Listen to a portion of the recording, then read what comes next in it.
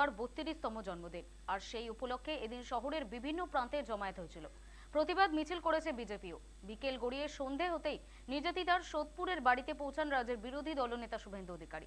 সঙ্গে ছিলেন বিজেপি নেতা কৌস্তব বাগচি। নির্যাতিতার পরিবারের সঙ্গে দেখা করে পাশে থাকার আশ্বাস দেন বিরোধী দলনেতা। ডিএনএ রিপোর্ট এবং ফরেনসিক প্রত্যেকটাতেই ধোঁয়াশা যুক্ত আছে। ডিএনএ তে মিক্সড বলছে, একজনের কাজ হতে পারে না। ফরেনসিকে ধস্তাধস্তি নেই বলছে, একজনের কাজ হতে পারে না। এগুলো সবই অমীমাংসিত। যারা তদন্ত করছেন ও যারা বিচার করছেন তারা এর মীমাংসা করুন, এটা আমরা চাই। নইলে পথই পথ দেখাবে, পরিবার সঙ্গে থাকবে, সবাই আমরা রাস্তায় নামবো।